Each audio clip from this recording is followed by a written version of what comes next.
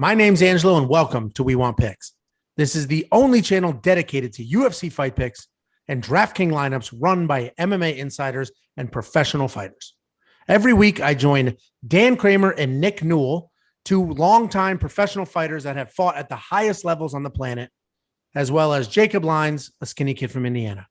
So join us every single week for our full fight card breakdowns, our individual fight card breakdowns, our betting guide, and our DraftKings lineups.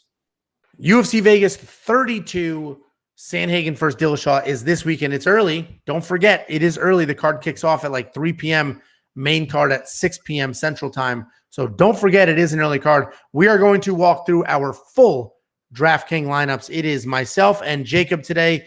Danny Boy will be here later in the week, and we'll try to get something from Nick. Oh, Danny Boy. Either way, I'm going to walk through my lineup. This is the return of TJ Dillashaw, 2-year layoff. So let's open with that. I have TJ Dillashaw in my lineup.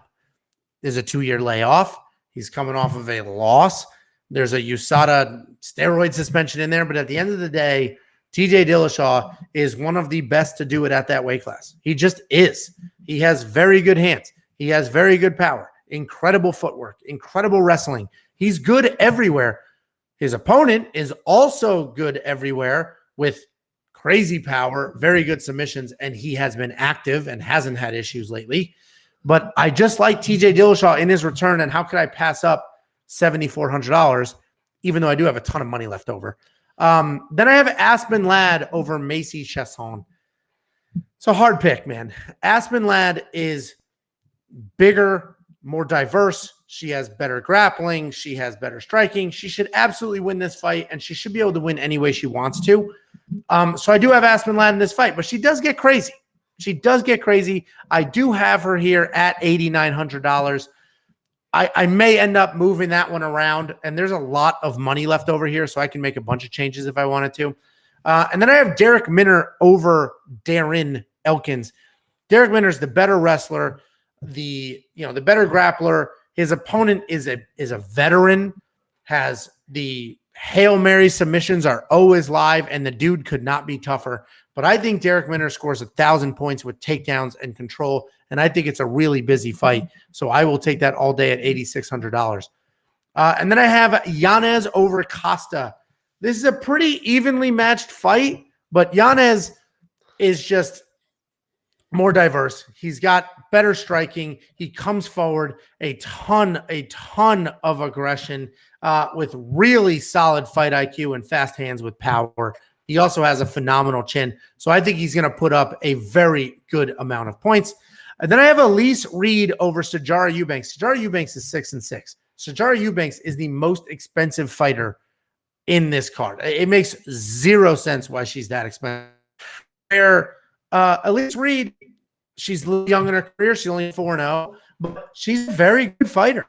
I'll take her and her incredible high volume output over Sijara Eubanks, who is coming down in weight and already has cardio issues. I think she's going to push the pace and get that done, and Sijara is just going to fold under that pace and under that pressure, especially coming down in weight. And then finally, I have Belbita over Goldie. Hannah Goldie is a tank, but she's not a real threat anywhere. I think Belbita absolutely gets that done. I think she's the better fighter. She has more experience. Her record's a little hollow there, but she definitely has more experience. She's coming off of a loss with some solid, questionable fight IQ decisions. But with that being said, I'm telling you, I think she absolutely wins this fight. She marches forward. She's very busy. She's very high volume. She has very good takedown defense. And I think she's just going to stop anything that Hannah wants to do. And she's going to impose her own will, put out a ton of volume, and get that fight done. And I grabbed her at $7,900. There's a lot of wiggle room here. We'll see how the week goes. This card is already drops. We have Sijara Eubanks. Is she even going to make weight dropping down? There's a bunch of weird stuff going on with this card. So this is where I am at now. But by Friday, I may have a different lineup. Jakey boy, why don't you walk us through yours? Yeah, that Belbita pick, when you have that much money, I just don't see that. I could see choosing her if you I had to don't love with anybody else. I don't love anybody else at that. Like, this is a weird card, a very, very weird card. I mean, to me, I have a 6-0 lineup, and I've honestly I've been confident in the past, but this is like really like if I were to ever put a guarantee on a 6-0 lineup, this probably might be it. And it starts with Reed versus Eubanks. Listen, this is just a straight value play. As I just mentioned, that it should be a 6-0 lineup. This is a value play because, as Angelo mentioned, Eubanks at $9,300 is just ridiculous. It's insane. She has, and as far as value plays goes, Eubanks' last 9 fights has been all decisions. So if you're looking at a value play, $1,600 against somebody that doesn't finish anyone, in wins or losses. So, Reed, if she can get top position, is nasty. I don't know if she's gonna be able to get there, but I think for $6,900, I think it's a great play. So I went with Reed. Next, I went with Yanez. I think we have 4 of the 6 the same. And then eventually, because you have money left over, you're probably going to pick whoever my lineup is, and then we'll end up with 5 of the 6 the same because I just told you it's going 6-0. So I went with Yanez. This dude is an absolute assassin. He walks people down, very technical, waits for them to throw, and counters precisely and hard. Listen, I think this is going to be the fight of the night. I think Angelo mentioned that in our breakdown. He thinks it's going to be the fight of the night. Koska is no slouch. He's just a little bit too looping for me. I think Yanez is coming straight down the pipe and is going to KO him, but I think it's going to be a fun fight either way. I just think Yanez gets it done. Then I'm going with the young phenom. You know who that is? Mickey Gall. I'm going with Mickey Gall. And I just think that I honestly think it's just going to come down to cardio. Listen, a lot of Jordan Williams' cardio is out of his control. He's a type 1 diabetic, but we've seen him get tired before. And I just think Mickey Gall is going to come out and just wrestle until he finally gets Jordan Williams on the ground. And then that's Mickey World. That's you're swimming. He's a shark. That's him in the water. So Mickey Gall, I think, finds a way to submit Jordan Williams. That's why he's in my lineup. So then I went with another pick that me and Angel have the same, Derek Minner. This is a fight that he absolutely should win. Darren Elkins is tough and is going to put up a fight, and there might be some moments in there where you think like, oh no, if you have Minner in your lineup, but he's going to overcome whatever Elkins throws at him. I think he finds a way to get to the ground and probably submits Elkins as well. It'll be tough because, Elkins, Ryan Hall couldn't even submit Elkins. We know how good Ryan Hall is. He's one of the best fighters in UFC history. So, Minner might not be able to get the job done, but I think he definitely should win the fight. Next up, this is going to be all over ESPN, CNN, Fox News, whatever you guys watch. I'm going with the lock of the week, and it's a big favorite in Kyler Phillips, the former number 1 lock of the week, the king of all locks of the week. Kyler Phillips. If you don't know about Kyler Phillips, watch our breakdown before and listen to what these guys said, listen to what I said, and then watch his performance. He should dominate this fight. Paiva, I think this would actually be a very, very good fight. Probably a pick'em fight if Paiva had a full camp. He doesn't have a full camp, so he's not coming to his normal weight class. He's coming up in weight. He is a big 135 or 125 as it is, and this can be 135. But I just think the short notice is really going to play an issue. And Kyler Phillips, fight IQ off the charts.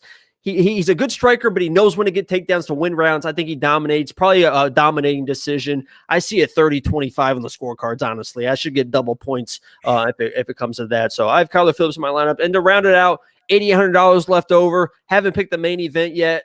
Originally, I had TJ Dillashaw in my lineup, but I wanted to move some things around because, honestly, I moved some things around to get Mickey Gall, and in the process, I freed up some money, and I was able to afford Corey Sandhagen. So I'm going with Corey Sandhagen in this matchup. I think he should win, although I think, honestly, the better value is in TJ in the $7,400. So I have Sandhagen just because I think he should win. But if you guys are iffy, the value definitely is in TJ in the $7,400. So if I'm doing a multi-lineup, I'm probably going to put more, honestly, TJs than Sandhagen in those multi-entry lineup. So that's how I have my lineup right now. I'm never been so confident in a 6-0 lineup, honestly. You guys are going to – I can't wait for Sunday when you guys are in the comments. Oh, my God, he called it. He's the smartest man alive. That's going to be a lot of fun.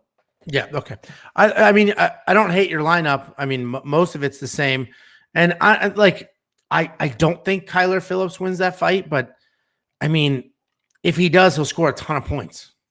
So that That pick is a solid one. But here, I'm going to sort by salary and show you the struggle. Here's the problem. Sajara Eubanks, we agree, is not worth $9,300. I already had the $9,200, or I had Yanez in mind. Julio Arce, $9,100. Uhl is giant and live in that fight. I have Aspen Ladd.